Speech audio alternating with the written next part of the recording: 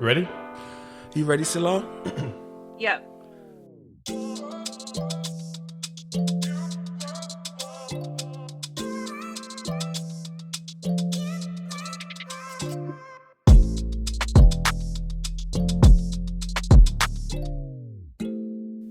Everybody, welcome to another episode of Nights at the Brown Table, a podcast with three Pacific Islanders sharing our views and the lens through which we see the world. I'm Sefa. I'm Sila. What's up? I'm Lamah. Wait, you're right. Is everything okay? Are you under the weather? You ill? Why? Like this mic? Wait, you still underwater? Serious? I'm still underwater with this mic. I'm still in ice, so I have 2 more days. 3, 2, 1. Jerks. Good day, everybody. It is the songstress, seamstress, mistress, mattress of this generation, Shalama. Not the intro count for yourself. 3, 2, 1. And 3, 2, go. 1, and... We are live. This week, we're going to talk about August Alsina and Jada Pinkett Smith. On June 30, 2020, while promoting his upcoming album, August Alsina sits down with Breakfast Club's Angela Yee and claims that he gave years of his life to Jada in a romantic relationship with Will Smith's blessing. Lamah has the details.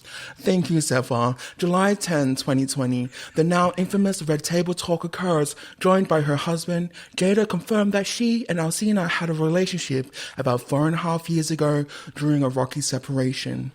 Emphasizing that she felt the situation was private, Pinkett Smith explained that she started a friendship with August that became extremely close as the family tried to help him with his health. From there, you and I were going through a very difficult time, Pinkett Smith told her husband, who agreed, saying, "We decided to separate for a period of time, and you go figure out who to make yourself happy, and I'll figure out how to make myself happy." From there, as time went on, I got into a different kind of entanglement with August, Pinkett Smith said, clarifying at Will's prompting that the entanglement was a relationship. Pinkett Smith also noted that the only person that can give permission in that particular circumstance was her, not Will. But she thought Alsina wanted to make it clear with his wording that he is not a homewrecker, which he's not. My name is Shalama, Nights at the Brown Table. Go. Did you guys listen to August Alsina's single that he dropped earlier in the week called Entanglement, featuring Yes. Rick Ross? Yeah. Loved it. I did not like it. But what did you think of it, Sila? I think it's all right. It's not something that I'm a big fan of. I think the something that came up in conversation is with what Jada did because of the massive age difference between her and August Alsina, whether it was sexual predatory. And so the thing with the entanglement thing, there was a lot of tweets going around and people were saying to feel sorry for Will. And I think the discussion with her being predatory was because of the age difference and also maybe the power difference in terms of like Jada Pinkett, who is a very well-established person, as opposed to August, who is not as on her level as, you know.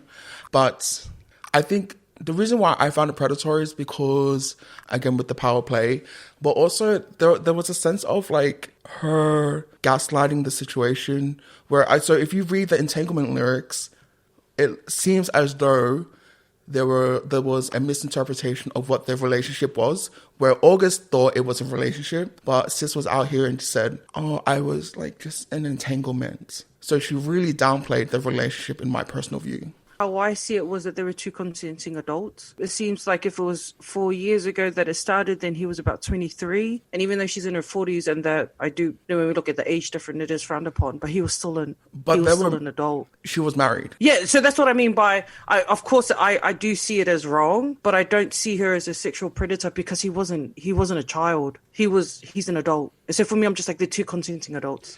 And if you think about what each one had to gain, I agree that it's not predatory in the sense that if anyone had something to gain from it, it was August, not Jada.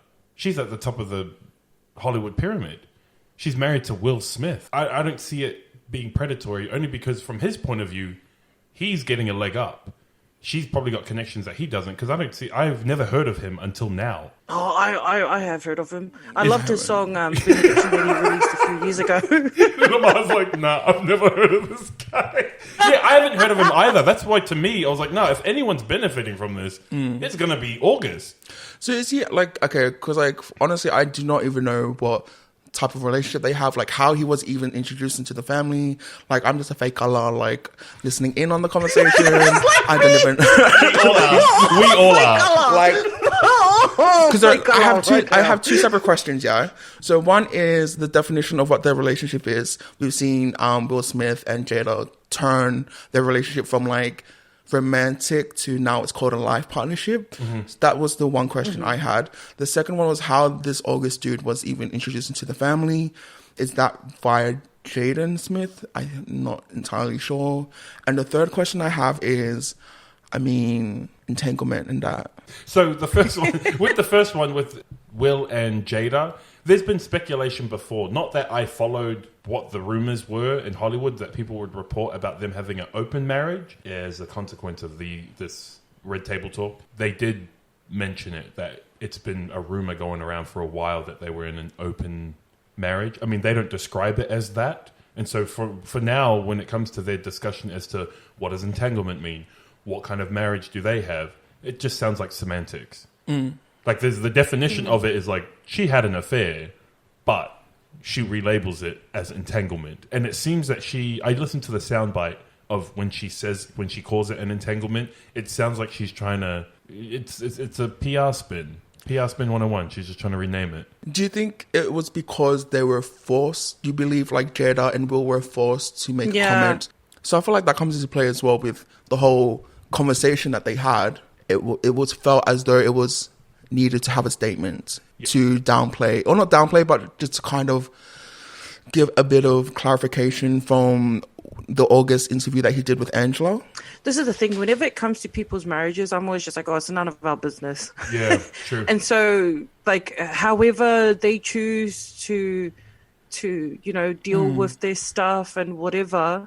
And so I get that they were very private, but like Lamar was saying, the only reason why they spoke on it was because August Alsina came out with it and then specifically said, yes, we did. And to August, he goes on, like in the interview, if anyone has watched it, like he says that if he was to die tomorrow, he'll die happy because he knows that he's loved someone with everything in him. I don't know what was said during Pillow Talk. I don't know what the circumstances of their relationship. I don't know how bad it was between her and Will, but it doesn't seem out of place when it comes to relationships where one person is more into it than the other. It's just that on this level, it happened to be like a full-fledged affair, and she happens to be someone in the public eye. But I think it happens every day. There was one thing that she said in the Red Table Talk that kind of caught me. It was when she was saying that something about like saving August because apparently he was in a bad place and some sort of like vulnerability, and like she felt like she could come in and fix his problems or something like that. Did you remember? What were they helping him with? I'm here to drug addiction. Yeah, I just don't know. Like it's one of those things where everyone's talking about it, and it's mainly the memes, to be honest, that has been killing me. Yes, with the Will Smith and the crying and the how they redid the Tangled poster with Will Smith and Jada's faces. Yeah, that is hilarious. When I think about this whole topic, I'm like, why is it such a big thing? Is it because of the age difference? Is it because of the relationship? I think that a lot of people idolized Jada and Will's marriage.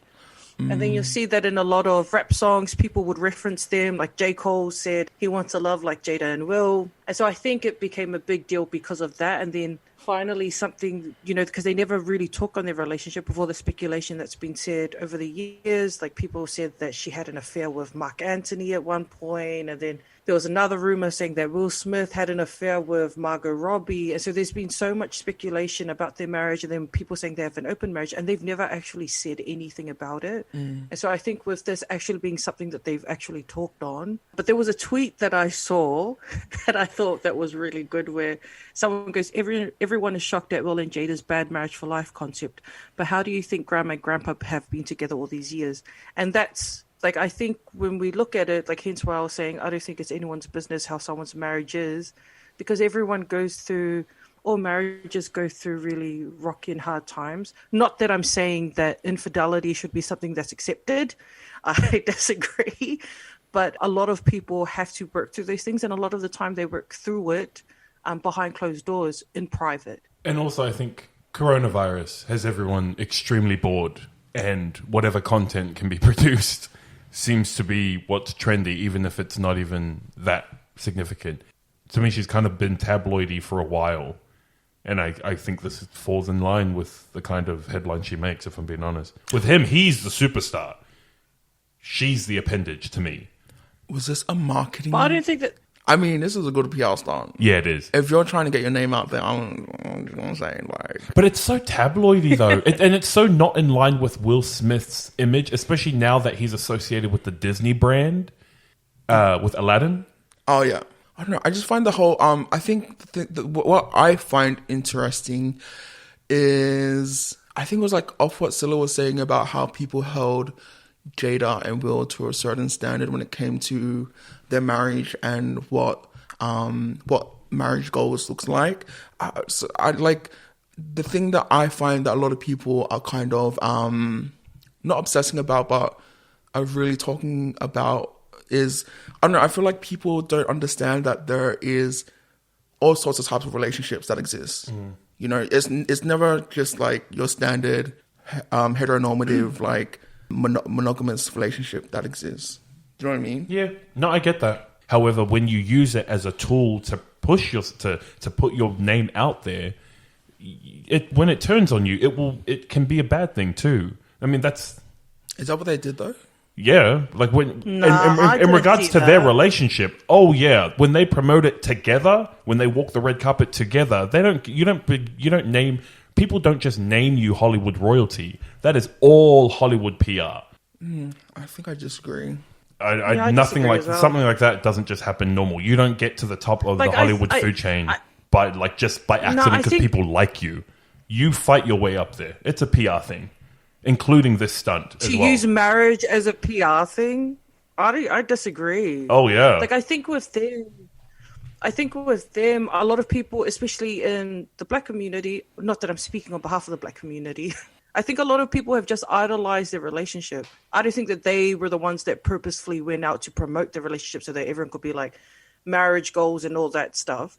I think people just looked at them from the outside looking in and said, oh, this is what we want. Sometimes, like, especially when it comes to the way media has portrayed you as, like, that gets out of control. Are we supposed to blame it on the person themselves, or is it because of how media is portraying a certain someone that really constructs how somebody is? when the media is involved and you use it as a tool, it could also be used as a weapon against you. Yeah, it's not always going to work in your favor. It's a double-edged sword. Yeah, and this is what happens. I mean, yeah, and she did bring it to the Red Table Talk, which I would assume have gained a lot of views and whatnot. So, yeah. I think, again, she could have just ignored it and not spoken about it. she could have tweeted about it. Tweeted about it and that's it. But she decided to make an episode about it. I don't blame her for it either. Yeah. Smart. I reckon it's smart. Yeah. Whoever your PR is, get me in touch with them.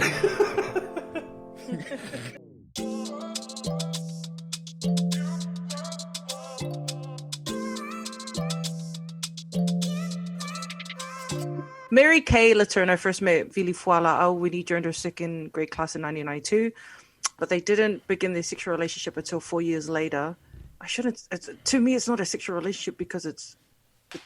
Anyways, until 4 years later when he was 12 and she was a 34-year-old mother of 4 children. And to me, this is, even though she has passed, what she did was sexually predatory to me, because he was a 12-year-old kid when she started raping him.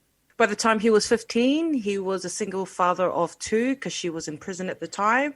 The couple eventually married in 2005 and were together until he later petitioned for a legal separation in 2017. Their divorce was finalized last year. However, he uprooted his life and moved in with her to care for her in the last few months of her life. She passed away from cancer on 6th of July 2020. And so in comparing Jada to Mary K, I think there's a stark difference For sure. with these two women. Mary K, what she did is, to me, I think that she's a rapist.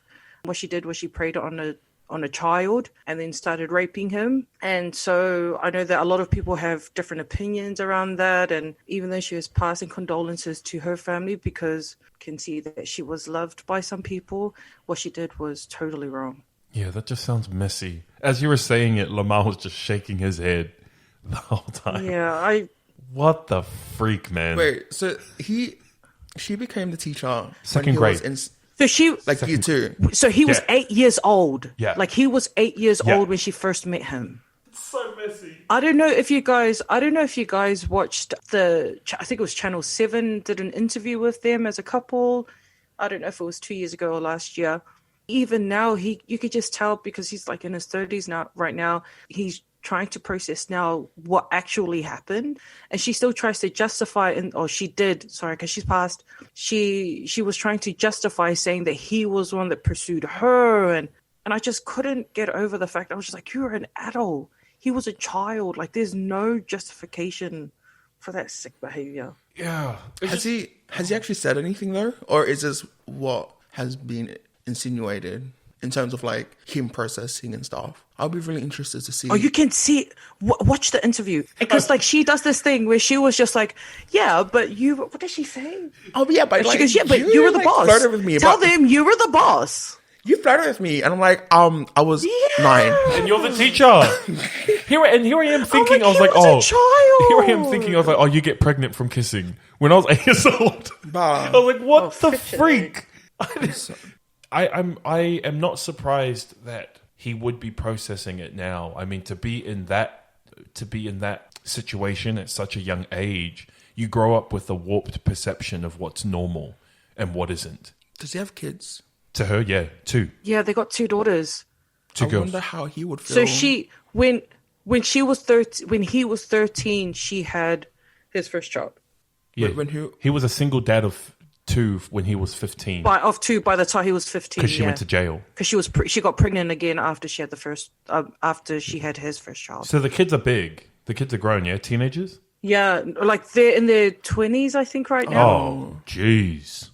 I think it's important for parents to be mindful that, with your kids, it literally could be anyone.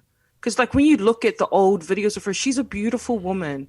Like, when I was watching videos of her, I'm like, I would never have suspected if that was my child, that this woman was doing that kind of stuff to my kid. And because his mom at the time, she was a single mom, this teacher, to me, preyed on this child, sorry. I don't know why I'm laughing, but, like... because you're nervous. On July 30th is Child Sex Trafficking Day, Awareness Day. So like for me, I'm just like, I think it's important in our own way or whatever way you can for us to try and be more aware as to how sexual predators prey on kids and the things that they do. Because to me, she is a prime example of literally could be anyone. It's not just these old white creepy men. It could be a young, bright-eyed woman, but who's preying True. on kids as well. Did you watch that Tim Ballard video from Operation? So last night, like literally late last night, I went and did, like they have this little course thing that goes for an hour. Yeah. So you can be certified on being able to identify how to identify people that, that may be suspected that are in child trafficking or sex trafficking or whatever. And then the things that you can do, what you can say, and then who to call and how to report it. Tim Ballard, he started this Operation Underground Railroad. Do they make profiles and go in chat rooms and stuff? Yeah. And then I've they seen go a and bust. documentary. I'm not sure if it's him though. I'm pretty sure that's the same one. I'm pretty Okay. sure that's the documentary. Okay. Yep, that's him. And so he started this private organization that does this, and they often are the legs and the arms of authorities because They go in deep. Yeah, I think that has been raised in conversation recently because of the video he put out, especially with us being in quarantine and children being online a lot longer. He highlighted that they often go unsupervised because they're not at school and that the amount of cases where children are being preyed upon has increased since we've been in lockdown. And that's something we didn't consider as a society when we're locking everyone down, just making sure everyone's safe from the pandemic. There are other things that we are in danger of. Yeah, I definitely agree, because Sila and I were talking about this, and we were saying how easy it is for, like, I would bring up my cousin who's on TikTok and whatnot. So her brothers, my cousins, they had to make her profile private and they had to lock it down because it's so easy for somebody to innocently message someone and be like, hey, how you doing? Now, because so many people have, or so many kids, I would say, have access to social media and whatnot and phones, like kids as young as like 6 or 7 have phones or know how to use a digital device. That's really scary to me. And it's just as easy as like sending a smiley face or something. Or liking a picture. Yeah. Whether it's on TikTok, which I don't think they should be on TikTok. I mean, bro, you're too young. No, for real. Like, if your child is on TikTok, then please have the password and regularly check who's messaging them, like what, like the type of content that they're putting on as well. Like, gone are the days where, like, the only thing that our parent had to worry about was once their child was out the door and whether the Mr. Whoopi Van man is a weirdo. And so you go stand with them while they're buying ice cream. Like, gone are those days. Nowadays, it's like literally all they have to do is log on to Insta, like IG, or be on TikTok. And YouTube is a huge one. Yeah, YouTube. There are people out there who prey on kids.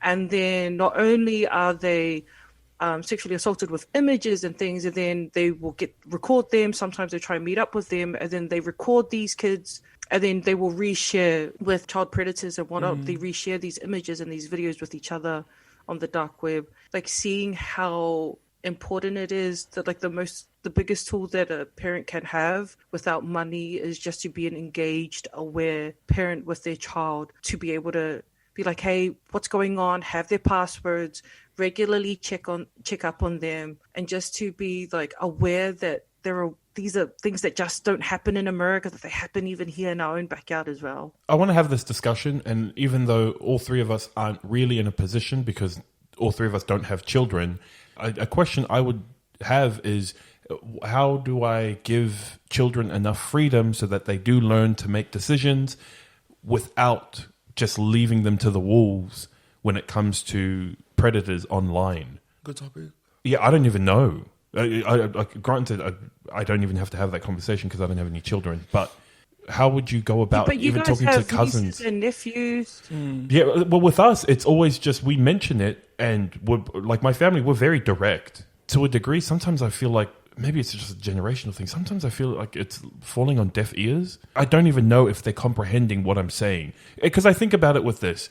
I tell them, hey, when we're in the shop, I'm like, hey, go to the aisle and grab X, Y, and Z. Grab these items. They come back with completely different things. Were you even listening to what I was saying?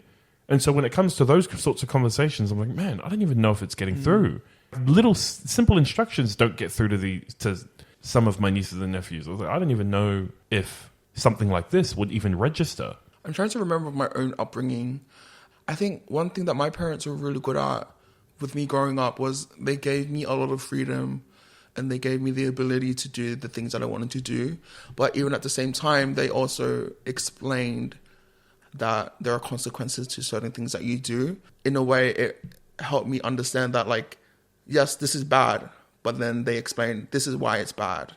And that kind of helped me develop my own sense of knowledge in terms of, okay, if you just see a child and you tell them, oh, don't put your hand on the pan, and then that's it, I feel like that might make the child more curious to put their hand on the pan. But if you say, don't put your hand on the pan because if you do that, you're going to burn yourself and it's going to hurt real bad, then that kind of creates an understanding of like, oh, there's a consequence to an action that I do. That's like one of the only examples that I can think of growing up. But it's a hard conversation to have because when it comes to like the digital space, it is open. It's an open field. And it changes all the time. Changes all the time. Yeah.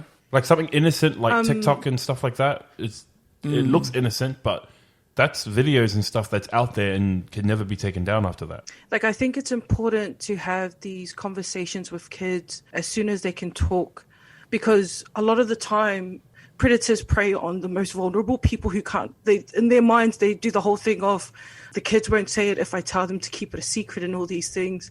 So they prey on the most vulnerable because in their minds they have that kind of security.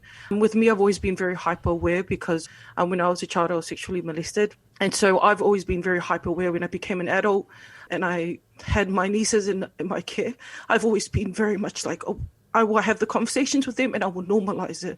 And so I would always talk to them about their body parts, their anatomy. I would name it vagina and things like that. And then later on, I would say, you know, because sometimes it can be awkward as Pasefika people to talk about these things and say the anatomy, name the anatomy for what it is. And so a lot of the time we'll say private parts. And I would always ask them, I would say to them that their body is theirs, that if anyone touches them in their private areas, I'll tell them where their private areas are, or make them touch those other people in their private areas and it feels wrong, it's not okay, you know, just to be aware. And so even recently having the conversation with my cousins and with my siblings, I was telling them how important it is because now it's not just the physical sexual contact that kids are being assaulted with, they're being assaulted there, you know, visually with people sending them images and videos.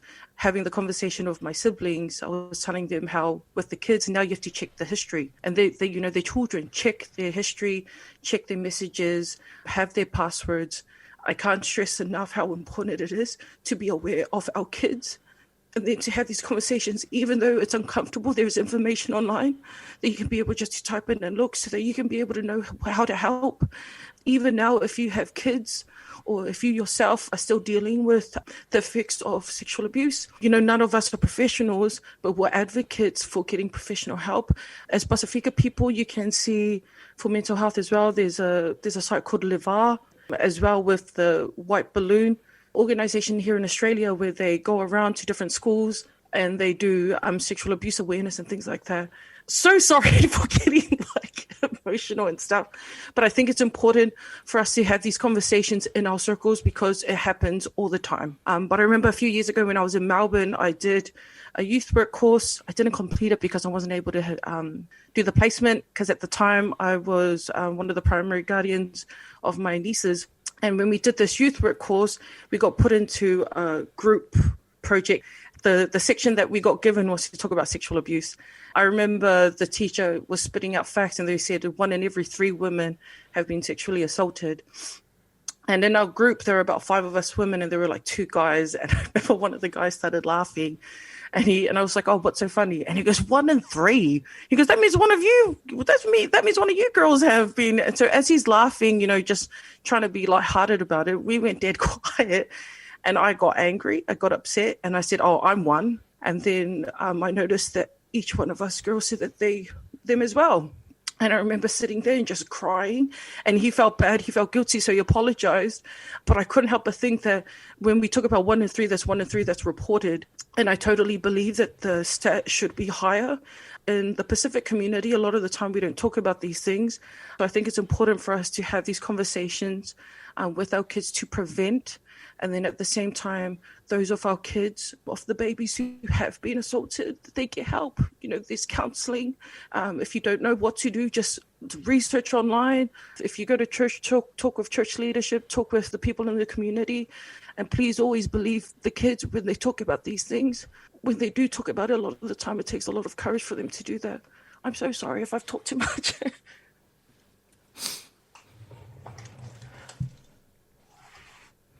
What is that sound? I want her. It's August. It's an entanglement. It's an entanglement happening on the other side. Underwater. Not that entanglement. Oh, sis, thank you so much for sharing that. Come do a game. Please do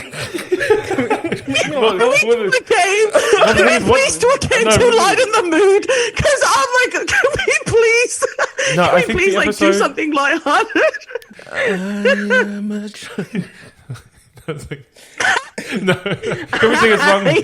Now that you're out of my life, I'm so much better. Why that song though?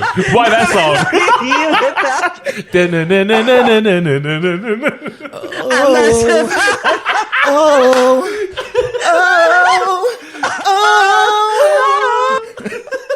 It's so high. They're like the notes Where? that they do. It's so high. Where? Which part? I know which part because Lamah hit it. Oh. And I'm the female. I'm the female. Why can't I hit the... Oh, I can't sing anyways. But like, it's so high when they do that. Oh, sorry. When it goes high during that part. I can't relate. You're like, I hit it every time. Wait, well, I hit those notes. Sorry, because I've ranted. Can we just talk a little bit before There's we not stop much. recording? There's not Because much I want to say. I just want to express my gratitude for you showing your vulnerability. I think that's really important for us as Pasefika people to move forward, because it's not until someone speaks about it that we're able to cultivate that culture, which is something that we've been talking about. So I'm really grateful that you're able to share that, sis. It was, it had me chasing the waterfalls like TLC, like for real. Well, sorry for being a sook. But like at the same time, if anyone needs someone to talk to, I know that I've already ranted as well. Open up to people that you trust. If you're a child, please have courage enough to talk to a parent. If your parent is the one that's assaulting you, then please reach out, tell a neighbor, tell a teacher, tell the police, something. But please understand that you can get help. If there's anything that we can do, let us know. If you want to be able to, if you're a professional and you want to be able to come on the podcast, that would be awesome. Please reach out to us so that we can have you on and then be able to record to put more awareness out there as well. Yeah. I think that's good. I am. No, joking. We'll just end it now. Just so we can stop recording. Yeah, okay, end it now. You've been listening to another episode of Nights at the Brown Table. This is Sefa. I'm Sila. And I'm Lamah. See, if someone sends you a voice message like that, that's when you call, tell your parents. It's those kind of messages that you need to not be listening to. Ding, ding, over.